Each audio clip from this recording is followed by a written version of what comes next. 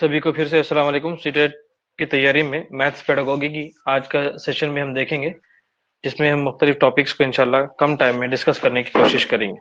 ठीक है, चलिए। तो आज हमको देखना है सबसे पहले टीचिंग मेथड्स ऑफ मैथमेटिक्स। अपनी नोटबुक में हेडिंग्स बनाइए, टीचिंग मेथड्स। ठीक है, तो एक चीज होती है मेथड्स और दूसरी चीज है टेक्निक। सुन पा रहे हैं आप सभी? जी सर। जी, एक चीज है मेथड और दूसरा है टेक्निक। दो आमतौर पर कंफ्यूजन होता है हमको कि मेथड और टेक्निक में क्या फर्क है। तो दोनों के फर्क भी बताऊंगा। उससे पहले हम डे टू डे लाइफ में जब भी हम टीचिंग करते हैं मैथमेटिक्स के अंदर भी और दीगर सब्जेक्ट के अंदर भी, तो हम अपने लेसन को इंटरेस्टिंग बनाने के लिए, एक्सप्लेन करने के लिए, कंटेंट को अच्छे तरीके से पढ़ने के लिए हम मुख्तलिफ मेथड्स का और टेक्निक्स का यूज करते हैं, ताकि हमारी टीचिंग लर्निंग प्रोसेस और ज्यादा इंटरेस्टिंग हो और बच्चों को रिमेम्बर याद रहे। तो मेथड और टेक्निक में मेन जो फर्क है उसको आप याद रखिए कि मेथड्स जो होते हैं, तरीके तदरीस जो होता है, तरीके तदरीस या मेथड जिसे हम इंग्लिश में कहते हैं, वो हमारे ऑब्जेक्टिव से डायरेक्टली लिंक्ड होता है, जो हमारे मकासद हैं। ठीक है, और टेक्निक्स हैं, वो टेक्निक्स हमारे ऑब्जेक्टिव्स, हमारे मकासद से डायरेक्टली लिंक्ड नहीं होती। ये दोनों में फर्क है। ठीक है, समझ रहे हैं आप? साथ ही साथ और एक चीज है खास तौर पे, on the other hand, teaching strategies. Strategies यानी हम कोई भी तरीके हम ऐसा लाए हैं, अमल हम तैयार करते हैं पढ़ाने के लिए। तो वो क्या करता है, वो हमें डिटरमाइंस प्लान ऑफ एक्शन। वो हमें अमली जामा पहनाने के लिए हम स्ट्रेटजी का इस्तेमाल करते हैं। स्ट्रेटजी,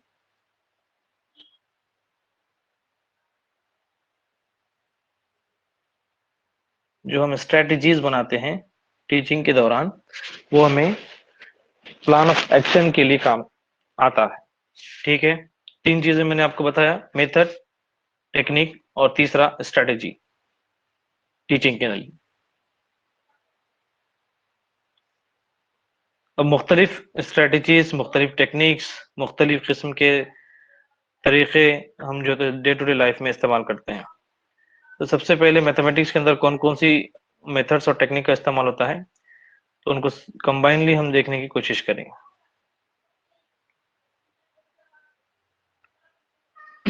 उसमें देखिए, सबसे पहला है ड्रिल वर्क। लिखिए नोटबुक में आप, ड्रिल वर्क। ड्रिल वर्क क्या है? Drill work is one of the most important thing in teaching of mathematics, जिसे हम उर्दू में कहते हैं मश्क का उसूल।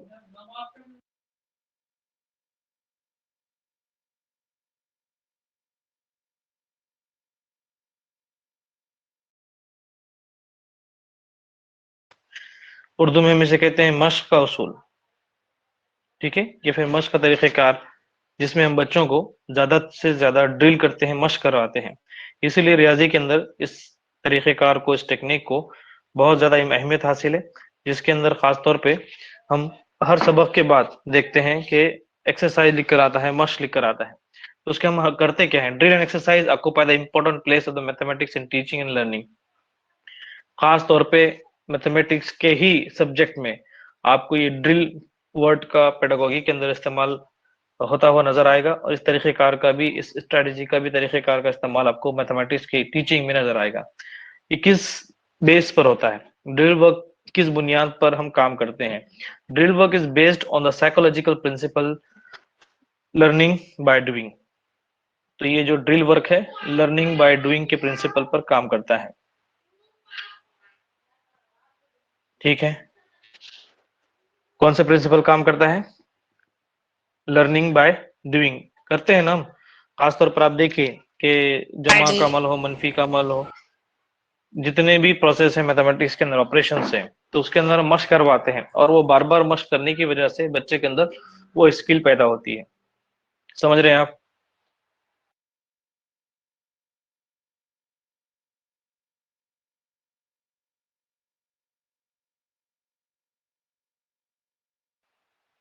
जी it offered a convenient and fairly sufficient medium for the rapid memorization of details and the automatization of the process. जो कुछ भी लर्निंग प्रोसेस है तो उसको मेमोराइजेशन करना, ऑटोमाइजेशन करना, ये दोनों के लिए ये जो ड्रिल मेथड है ये उन दोनों के लिए ये फायदेमंद है।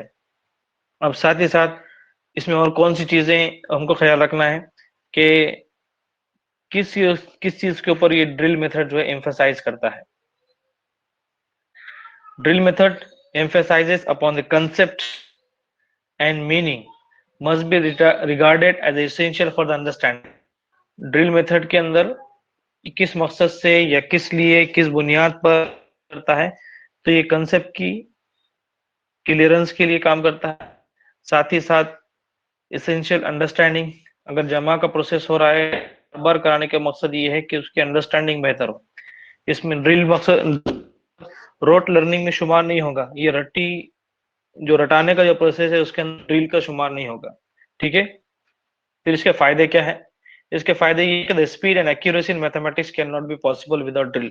अगर आप बच्चे के अंदर मैथमेटिक्स के अंदर उसकी स्पीड चाहते हैं, उसकी एक्यूरेसी चाहते हैं कि बच्चा आसानी से कर सके और एक्यूरेसी के साथ कर सके, तो दो चीजें हैं, एक है स्पीड और दूसरा है एक्यूरेसी। ठीक है, एक्यूरेसी, इन दोनों के लिए मैथमेटिक्स के अंदर ये ड्रिल के बगैर ये दोनों चीजें नहीं आ सकती। ये ड्रिल मेथड के बगैर स्पीड और एक्यूरेसी दोनों भी नामुमकिन है। ठीक, समझ में आ रहा है सभी को? समझ में आया? Yes sir.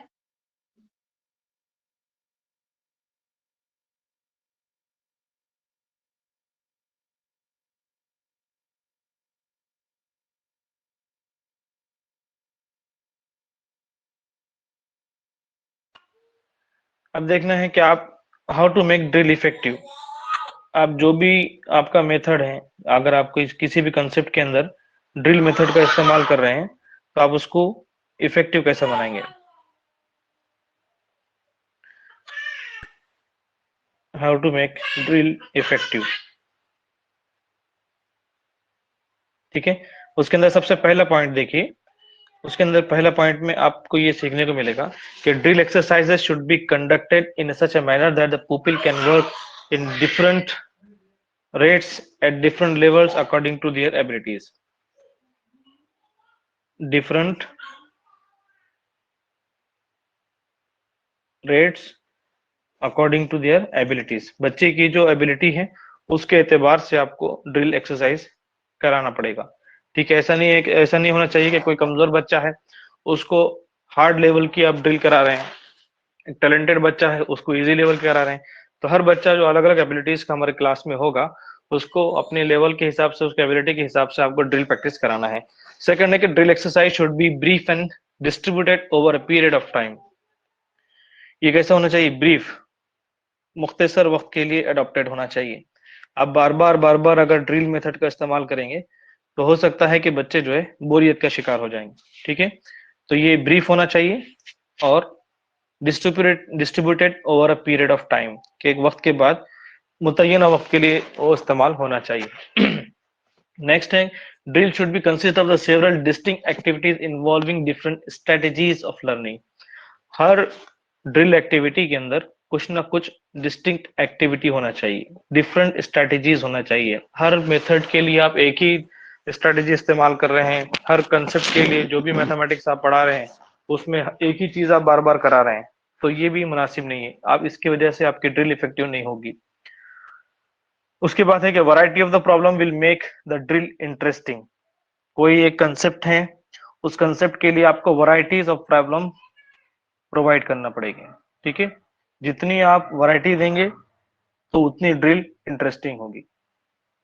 एक ही किस्म के सवाल को बार बार ड्रिल किया जा रहा तो ये आपके ड्रिल प्रैक्टिस इफेक्टिव नहीं होगी। ठीक है, समझ रहे हैं आप? साथ ही साथ जो भी आपकी ड्रिल प्रैक्टिस है उसको प्रोग्रेसिवली चैलेंज करना चाहिए, तरक्की के साथ साथ उसके अंदर कुछ चैलेंजेस भी आना चाहिए। ठीक है, ऐसा नहीं है कि एक ही लेवल की आप जो है 8 दिन भी हो गए, 15 दिन भी हो गए, उसी प्रैक्टिस और उसी लेवल पर आप चल रहे हैं। तो ड्रिल प्रैक्टिस के अंदर आपको प्रोग्रेसिवली बढ़ाते हुए उसको चैलेंजिंग बनाना है बच्चों को, ठीक है, ताकि वो आसान से मुश्किल की तरफ बढ़ने के लेवल के अंदर वो काम करें। उसके कुछ एडवांटेजेस हैं ड्रिल मेथड के, वो देखेंगे। इसके फायदे क्या हैं? नंबर एक है कि जो कुछ भी बच्चा सीख रहा है तो वो लॉन्गर टाइम के लिए होगा। ड्रिल मेथड के जरिए कोई भी अमल करवाया जा रहा है, कोई भी कंसेप्ट की एक्सरसाइज करवाई जा रही है, तो वो बच्चों को लॉन्गर टाइम के लिए रिमेम्बर होगी, याद रहेगी, ठीक है। नेक्स्ट पॉइंट है कि जो बिगिनर्स हैं, जो इब्तदाई मराहल में मैथमेटिक्स सीख रहे हैं, उनके लिए सबसे बेस्ट वे है, उनके लिए सबसे बेहतर तरीका ड्रिल तरीका है, ठीक है। बच्चे आसान से मुश्किल की तरफ बढ़ते हैं, एक्सरसाइज करते हैं, अंडरस्टैंडिंग करते हैं और स्किल डेवलप करते हैं। उसके बाद है कि speed of the learning material can be adjusted according to the need, कि एक ऐसा ड्रिल मेथड है, ऐसा टेक्निक है जिसके अंदर हम अपनी जरूरत के मुताबिक एडजस्टमेंट कर सकते हैं। कोई बच्चा किसी लेवल को अच्छे से नहीं, तो उस लेवल को कम किया जा सकता है। कोई बच्चा आसानी से कर रहा है तो उसको आप ड्रिल लेवल की अगली लेवल उसको करवा सकते हैं, ठीक है। तो ये एडजस्टेबल ड्रिल मेथड है। लास्ट है कि memory of the child can be, कि याद कर रहा है, कितना समझ रहा है, तो उसके मेमोरी को चेक कर सकते हैं बार बार, ठीक है। ये उसके बेनिफिट्स हैं, फायदे हैं। समझ रहा है सभी को? जी जी सर। देखिए, अब जितने उसके एडवांटेजेस हैं, उसके कुछ डिसएडवांटेजेस भी हैं, नुकसानात भी हैं। वो कौन कौन से डिसएडवांटेजेस है देखेंगे।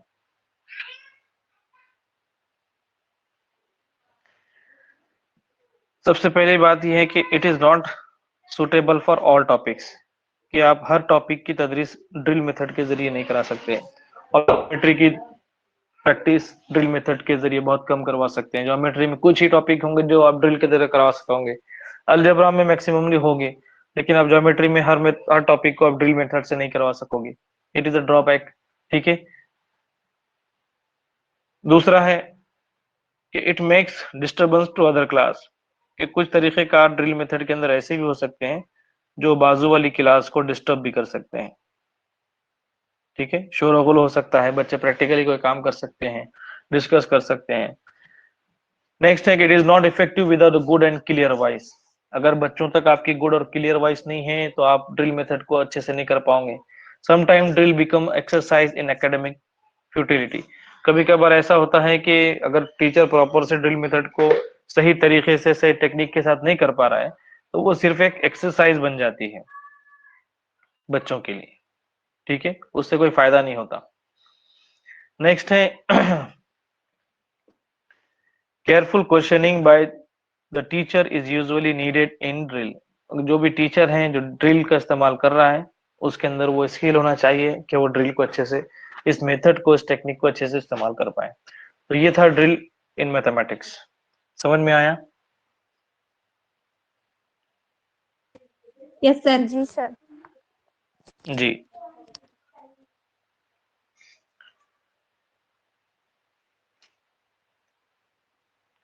तो इसमें स्टूडेंट को भी मौका मिलता है पढ़ने का, अंडरस्टैंडिंग का, और टीचर भी उनको गाइड कर सकता है। नेक्स्ट है होमवर्क इन मैथमेटिक्स।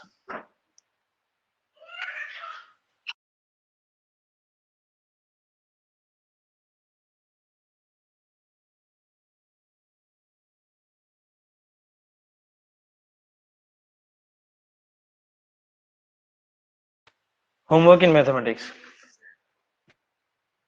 अब देखते हैं कि आजकल के जो जमाना है उसके अंदर सेकेंडरी स्कूल है, जो खासतौर पे पेपर 2 वाले हैं, ये पेपर 1 वाले भी हैं।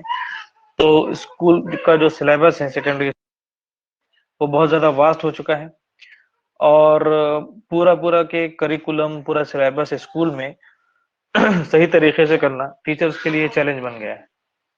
इसके लिए हम बहुत सारी चीजें, बेसिक अंडरस्टैंडिंग और कंसेप्ट अंडरस्टैंडिंग क्लासरूम में अंजाम देते हैं, और बाकी चीजें जो बच्चा खुद से करना है उसको होमवर्क देते हैं। और ये होमवर्क जो है बड़ा इंपॉर्टेंट रोल करता है, जो बच्चे को heavy load of the curriculum कम करता है। अगर हम पूरे की पूरा करिकुलम स्कूल में करवाएं तो बच्चे के ऊपर, उसके साइकोलॉजी के ऊपर हेवी लोड होता है। तो होमवर्क करिकुलम के हेवी लोड को कम करने का भी एक अहम जरिया है। ठीक है, so the under the circumstance is not only the important but also essential to give the homework to the student। तो ये सिर्फ करिकुलम का हिस्सा है इसलिए नहीं, बल्कि स्टूडेंट की सेल्फ डेवलपमेंट के लिए भी होमवर्क जरूरी है। कुछ चीजें हो सकती है जो होमवर्क देने में प्रॉब्लम्स हो सकती हैं, खासतौर पे जो टीचर को पढ़ाने के अंदर भी फेस होती है। खासतौर पे by giving the homework means creating a study environment in the children at home. इसके ऊपर बेसिक सवाल आता है कि होमवर्क का मकसद क्या है। तो 4-5 मकासद आते हैं सीडीपी के अंदर, तो उसके अंदर कुछ ऑप्शंस आएंगे आपको। तो मैं बेसिकली आपको समझा रहा हूँ कि एक तो ये है कि करिकुलम का लोड कम होता है, ठीक है। दूसरा है कि it creates the education environment at home. जो बच्चे पढ़ रहे हैं घर पे, तो उनके घरों में एजुकेशन एनवायरनमेंट क्रिएट करता है होमवर्क, ठीक है। The nature and amount of homework should be given according to the capacities of the children. बच्चों को उनकी कैपेबिलिटीज के हिसाब से, उनके एबिलिटी के हिसाब से होमवर्क देना चाहिए। हर बच्चे को अलग अलग होमवर्क देना चाहिए। ऐसा ना हो कि तमाम बच्चों को सेम होमवर्क दिया जा रहा है। Homework should be assessed as a part of the internal assessment. इसके ऊपर भी सवाल आते हैं कि homework should be assessed as internal assessment, ठीक है।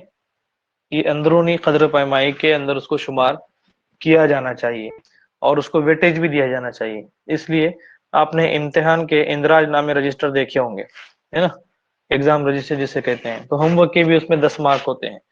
तो ये हमारा पॉलिसी कहती है, हमारा करिकुलम ये कहता है कि होमवर्क को इंटरनल असेसमेंट के तौर पर लेना चाहिए और उसको प्रॉपर वेटेज भी देना चाहिए। इवैल्यूएशन के अंदर, असेसमेंट के अंदर भी उसको वेटेज रखा गया होमवर्क के लिए, ठीक है। तो सीडीपी के अंदर भी 2021 में शायद जो फर्स्ट सीटेट हुआ था, उसके अंदर भी ये सवाल आपको देखने को मिलेगा कि होमवर्क का मकसद क्या है। Main objective the homework is to engage the student to complete the curriculum और to create the environment of education. इस तरह के यूज ऑफ बेटरमेंट ऑफ, इसमें से जो आपको सुटेबल लगेगा तो उसमें से उस पॉइंट को आपको सेलेक्ट करना है, ठीक है। समझ में आ रहा? उस पॉइंट को टिक नहीं करना है जिसमें ऐसा कहा जा रहा हो कि बच्चों का टाइम कंज्यूम करवाना है, बच्चों को सिर्फ बिजी रखना है, ठीक है। इस तरह के ऑप्शन को आपको टिक नहीं करना है। समझ में आया? उसके बाद देखना है ऑब्जेक्टिव्स ऑफ होमवर्क। होमवर्क के मकासद क्या है? नंबर 1 है it utilises leisure time of the child, otherwise the child will waste it in gossiping। कि बच्चों के टाइम को यूटिलाइज करना है, यानी कि टाइम को आपको मुफीद बनाना है बच्चे के, ठीक है।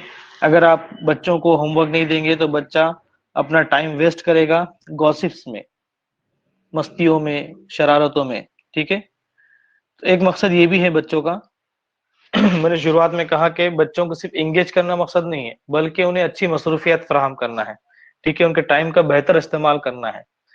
दूसरा है it cultivates the habit of regularity.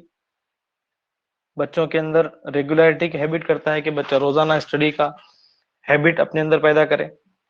Hard work, बच्चों को हार्ड वर्क की हैबिट पैदा होती है।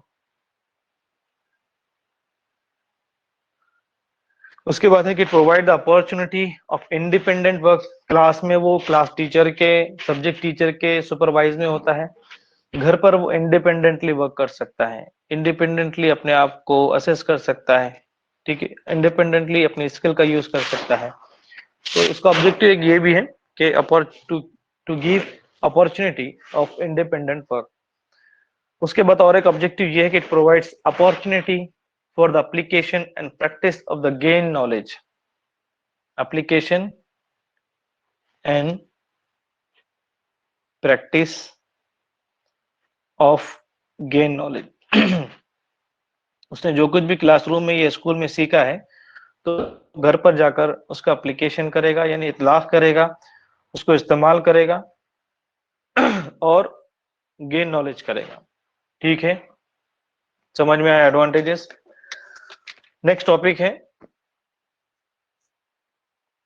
ऑब्जेक्टिव्स, देख लिए हमने मकासद, अब देखना है एडवांटेज, उसके फायदे क्या हैं। ठीक है, तो सबसे पहला फायदा ये है कि शुरुआत में हमने बताया कि स्कूल आवर्स जो हैं वो इनफ नहीं है हमारे करिकुलम को कंप्लीट करने के लिए। School hours are not enough, ठीक है, करिकुलम को कंप्लीट करने के लिए, इसलिए होमवर्क जरूरी है। दूसरा है it brings closer relationship between the parents and the school, parents और टीचर के दरमियान, स्कूल के दरमियान ये एक रिलेशनशिप को बढ़ावा देता है। तीसरा है कि it promote the habit of self study in children, बच्चों के अंदर सेल्फ स्टडी की आदत, इंडिपेंडेंट स्टडी की आदत पैदा करता है। उसके बाद इट प्रमोट्स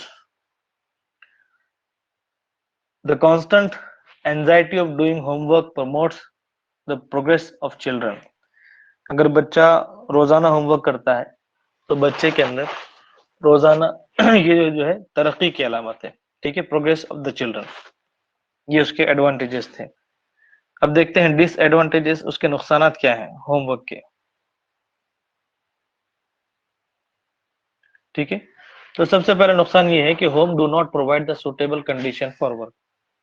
जैसे फायदे आपको समझ रहे हैं, फायदे आप बता सकते हैं, एडवांटेजेस बता सकते हैं, उसी तरह डिसएडवांटेजेस भी सीडीपी के अंदर आ सकते हैं, तो वो भी चीजें हमको ध्यान में रखने की जरूरत है। तो सबसे पहला ये कि सुटेबल कंडीशन फॉर वर्क, ये जरूरी नहीं है कि हर बच्चे का घर वो इन्वायरमेंट फराहम करे जो बच्चे को होमवर्क करने के लिए लगता है, कंडीशंस या इन्वायरमेंट। ठीक है, दूसरा है कि many students involve their parents और others to get their homework complete. इस बात के भी इम्कानात होते हैं कि बच्चे खुद से ना करके बल्कि अपने जो फैमिली मेंबर्स हैं, अडल्ट्स हैं, उनकी भी हेल्प ले सकते हैं बच्चे। ठीक है, means student do not perform their homework bye their own, कि बच्चे खुद से होमवर्क करते हैं या नहीं करते हैं, इसका हमको अंदाजा नहीं हो पाता। Some childrens develop emotional tension because of the homework, इसका कुछ नेगेटिव इफेक्ट ये भी हो सकता है कि बच्चों के ऊपर इमोशनल टेंशन भी आ सकता है, उनको साइकोलॉजिकल इफेक्ट भी उन पर पड़ सकता है कि कितना होमवर्क दे दिया बाजी ने। ठीक है, उसके बाद है कि homework assigns are sometime misused as punishment.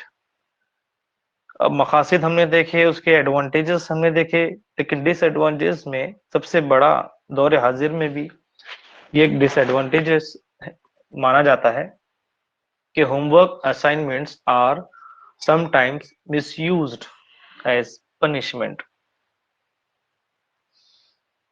जो बच्चे स्कूल में शरारत करते हैं, ठीक है, या कमजोर नजर आते हैं, ये टीचर को रिस्पॉन्स नहीं देते, तो टीचर जो है एग्रेसिवनेस के साथ बच्चे को ज्यादा होमवर्क दे देता है, और वो ज्यादा होमवर्क जो है पनिशमेंट के तरीके में आता है। ठीक है, तो बहुत ज्यादा ओवरलोड अगर आप होमवर्क दे रहे हैं तो बच्चे के लिए पनिशमेंट है, और उसका साइकोलॉजिकल इफेक्ट बच्चों के ऊपर हो सकता है। ठीक है, समझ में आया। तो हमने होमवर्क की अहमियत देखे मैथमेटिक्स के अंदर, होमवर्क के ऑब्जेक्टिव्स देखे, होमवर्क के एडवांटेजेस देखे, और होमवर्क के डिसएडवांटेजेस देखे। ठीक है, समझ में आया। पॉइंट्स लिख रहे यस हैं आप सर, सभी? हाँ लिख रहे सर। ओके, अब जिस तरह होमवर्क है उसी तरह मैथमेटिक्स के अंदर और एक चीज है जिसे हम कहते हैं ओरल वर्क इन मैथमेटिक्स, जबानी काम। ठीक है, अब देखिए कि मैथमेटिक्स के अंदर या initial primary pre primary stages के अंदर ओरल वर्क बहुत डेवलपमेंट के लिए बहुत ज्यादा इंपॉर्टेंट होता है। इंटरेस्टिंग ही नहीं बल्कि इफेक्टिव भी साबित होता है शुरुआती स्टेजेस में, जिसमें आप राइम्स पढ़ाते हैं, पहाड़े पढ़ाते हैं, आदाद शुमार पढ़ाते हैं, नंबर्स पढ़ाते हैं। ठीक है, तो ये जो ओरल वर्क है वो अपील करता है बच्चों के आईज को, ईयर्स को, ठीक है। और ये जो आईज और ईयर्स को जो चीजें इफेक्ट करती है वो बच्चे के रिटर्न वर्क से ज्यादा कारआमद होती है, ठीक है। ऐसे मैं क्यों कह रहा हूं? इसलिए कह रहा हूं क्योंकि कि वो एजुकेशन या वो सब्जेक्ट या वो कंसेप्ट जिसके अंदर बच्चों के सेंस ऑर्गन का यूज हो रहा है, they are more durable than writing work. बच्चा लिख लिख कर उतना याद नहीं कर पाएगा, लिख लिख कर उतना समझ नहीं पाएगा जितना बच्चा अपने सेंस ऑर्गन से सीखता है, ठीक है। तो ओरल वर्क में भी जो एड्रेस होते हैं सेंस ऑर्गन, वो आईज होते हैं और ईयर्स होते हैं। इसलिए बच्चे का इनिशियल स्टेजेस में ये मेथड बहुत यूजफुल है, ठीक है।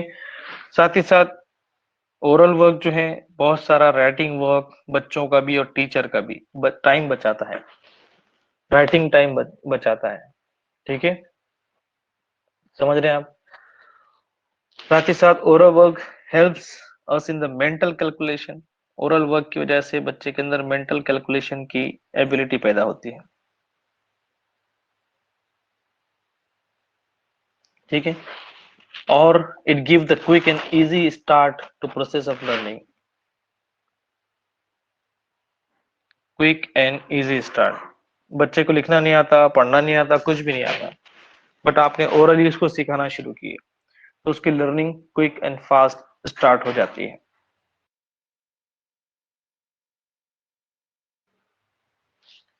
उसके बाद देखिए कि oral questions make the lesson easily comprehensible and clear the process of learning. Comprehension कि आप जबानी कोई चीज बच्चे को लेसन बता रहे हैं तो वो उसके कॉम्प्रिहेंशन में यानी कि उसके समझ बूझ में, प्रोसेस ऑफ लर्निंग में आसानी पैदा करती है।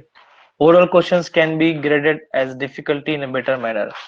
ओरल जो भी आप सवाल पूछ रहे हैं, आप उसको ग्रेड वाइज यानी कि उतरती तरतीब में, चढ़ती तरतीब में, आसान से मुश्किल तरफ, इस तरह तरतीबवार बच्चों को ओरल क्वेश्चंस पूछ सकते हैं, जिसकी वजह से उनका लर्निंग वोकैबुलरी, उनकी लर्निंग कैपेसिटी में धीरे धीरे इजाफा होगा।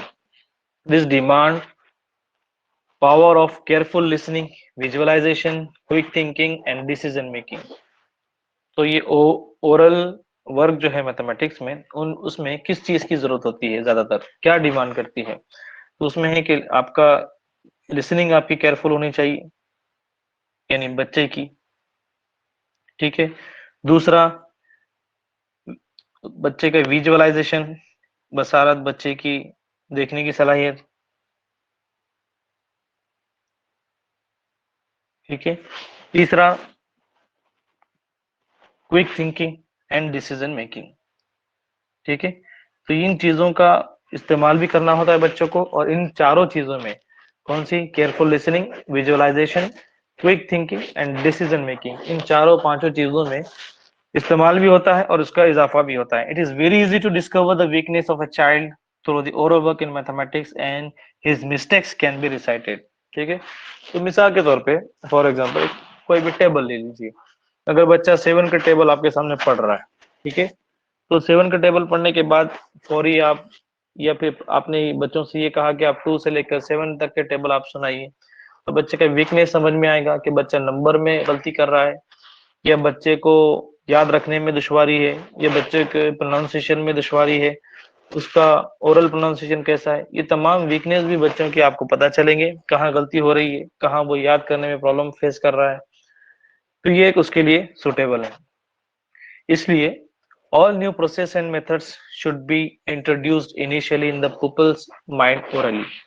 इसलिए शुरुआत में मैंने कहा आपसे कि जो तो जितने भी pre primary, UKG, LKG, senior KG, junior KG होते हैं, तो वहां पर मेजोरिटीली ज्यादातर ओरल मेथड का इस्तेमाल होता है। नज़्में, कहानियां, एबीसीडी, राइम्स, टेबल्स, ठीक है, एनिमल्स के नाम। बच्चों को पढ़ना नहीं आते, लेकिन बच्चे सुनकर बोलते हैं, देखकर बोलते हैं।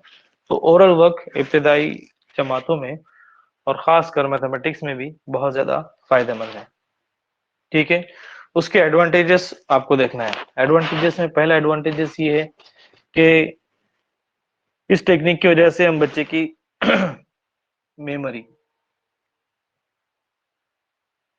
memory can be tested.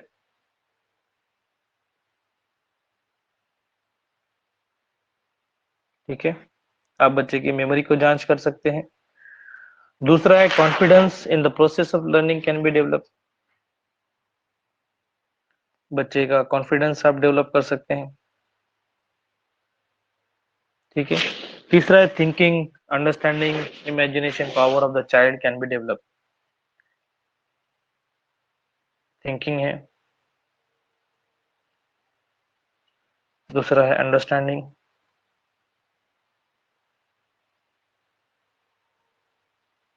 और चौथा है इमेजिनेशन।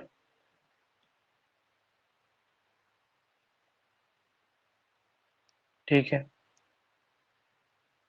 साथ ही साथ revision of the subject matter taught can be done quickly. अगर आपने कोई सब्जेक्ट पढ़ा दिया है, कोई टॉपिक पढ़ावा दिया है, तो वो उसका रिवीजन आप ओरली कर सकते हैं। उसके बाद previous knowledge of the student can be checked.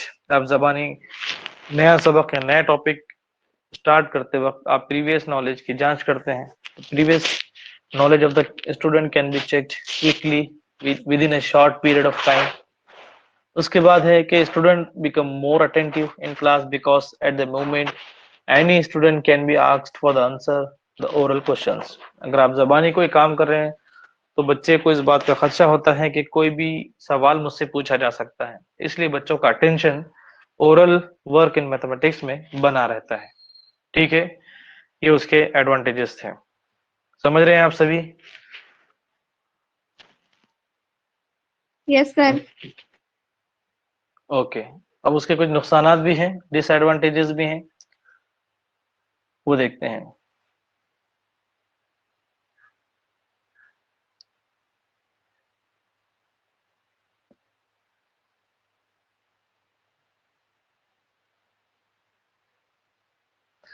तो सबसे पहला नुकसान या डिसएडवांटेज ये है कि आप जितना कुछ भी ओरली सिखाए, ओरली आपने टीचिंग की है, तो उसका record material can not be maintain. ठीक है, उसका कोई भी रिकॉर्ड आप मेंटेन नहीं कर सकते ओरल टीचिंग का। ठीक है, ये सबसे बड़ा डिसएडवांटेजेस है। ठीक है, उसके बाद है कि ये क्विक डिवाइस है, ये आपको बहुत जल्दी इसका आउटपुट मिलने वाला जो भी आपने ओरली सिखाए हैं तो फौरी उसका रिस्पांस आपको ओरल लर्निंग में या लिसनिंग की वजह से, देखने की वजह से आपको लर्निंग का मिल जाएगा। इसलिए ये जितने भी टॉपिक्स हैं जिसमें वक्त लगता है, अंडरस्टैंडिंग लगती है, तो जरूरी नहीं है कि तमाम टॉपिक के लिए सुटेबल है। तो इसका मतलब ये हुआ कि it is not suitable for all topics of the mathematics.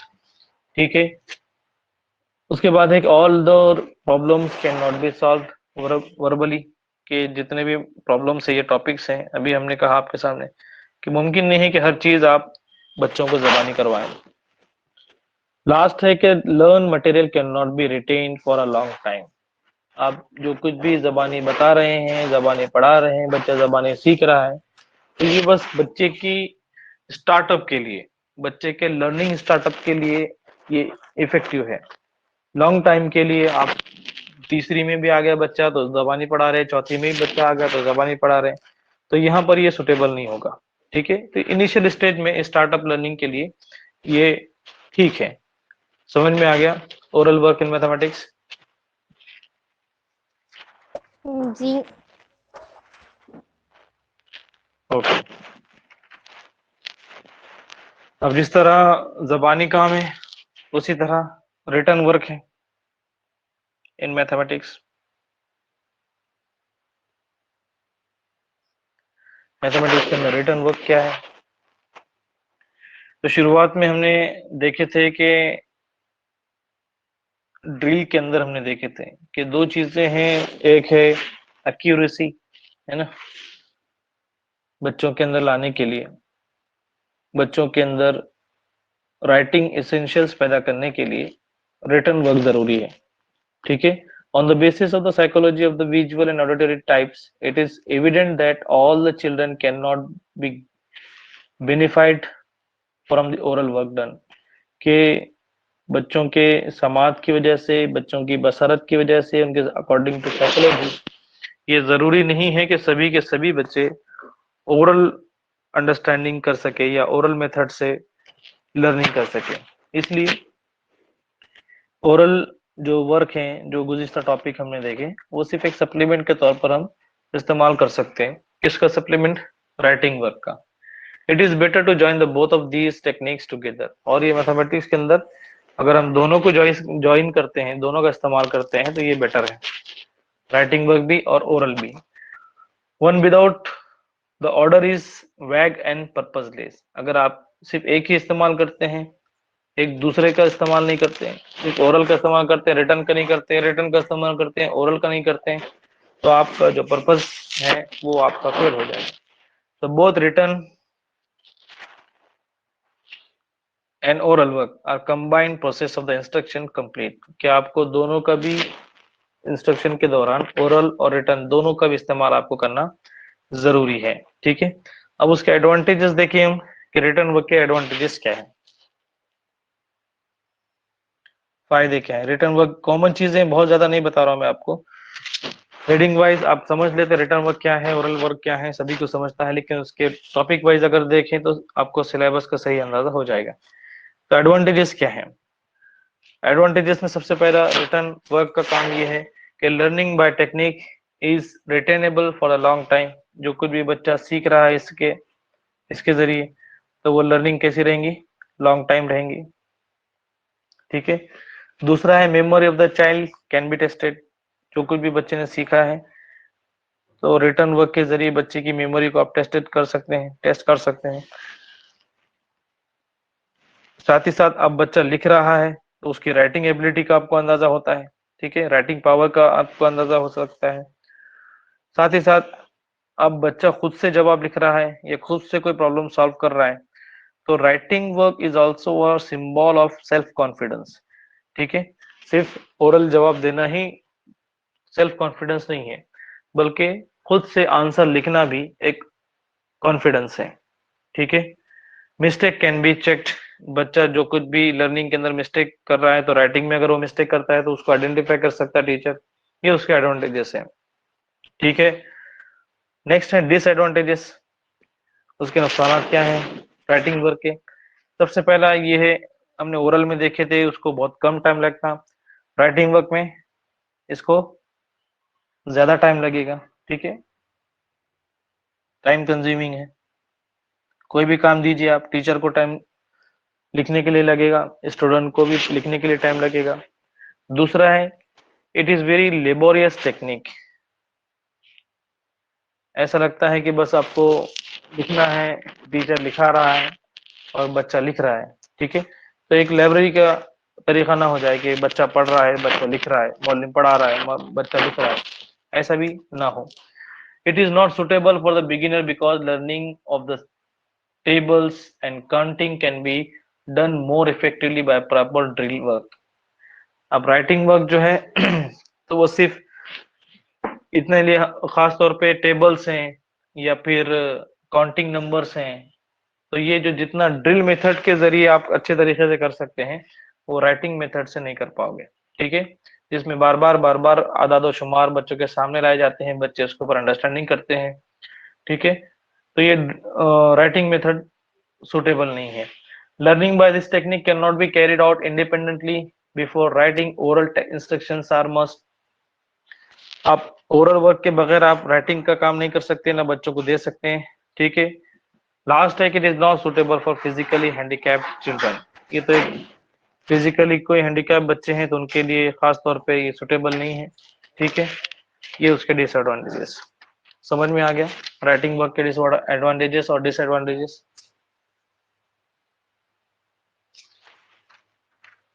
समझ रहा है सभी को? Are you there? जी सर। जी सर। चलिए, नेक्स्ट है ग्रुप वर्क इन मैथमेटिक्स, इज्तिमाई काम, ग्रोही काम। ठीक है,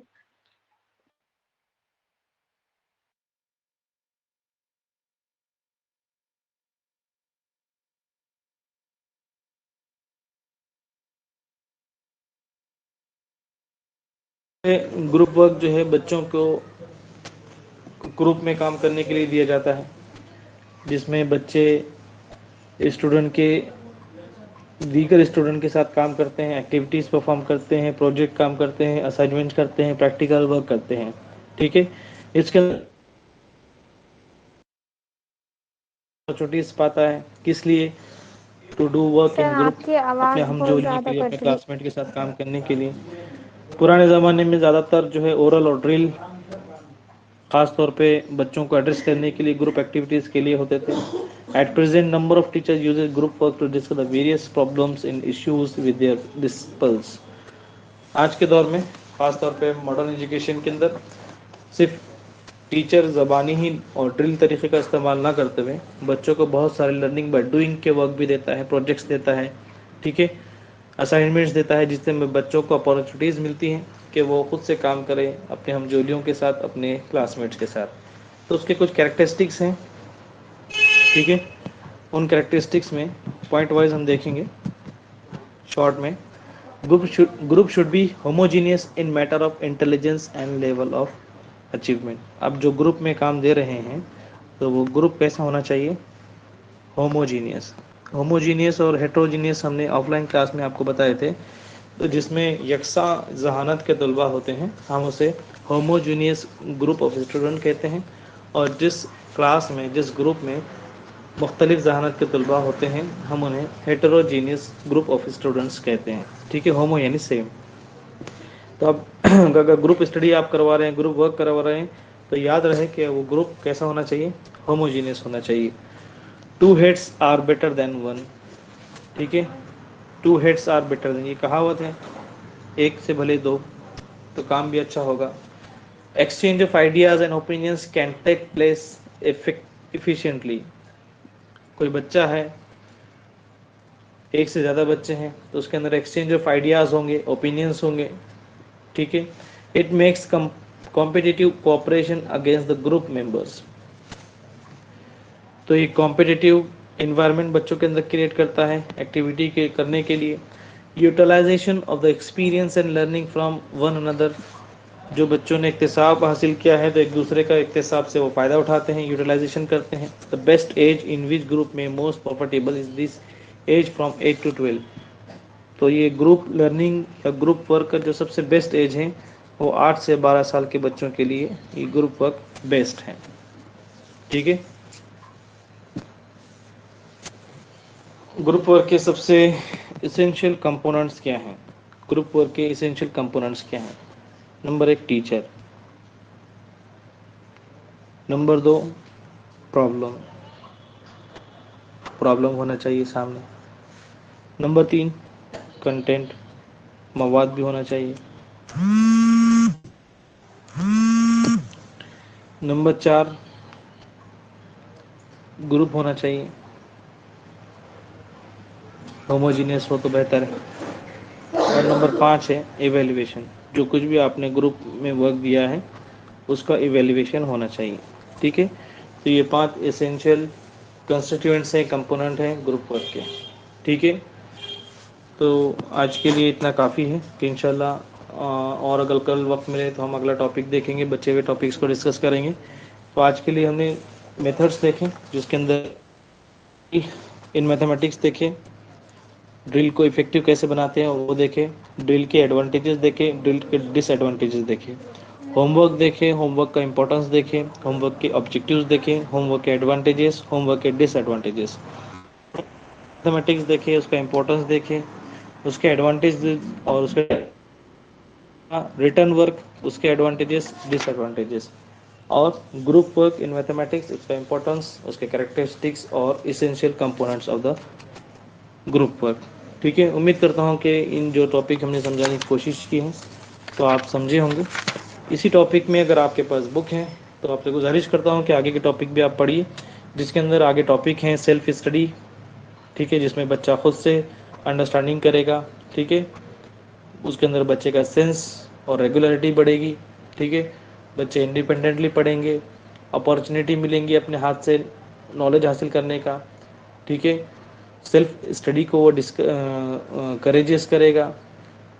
ठीक है, उसके बाद नेक्स्ट टॉपिक आता है supervise study in mathematics. Supervise reading के ज़ेर निगरानी मुताला, जिसमें मौलिम होगा या कोई भी हो सकता है, ठीक है।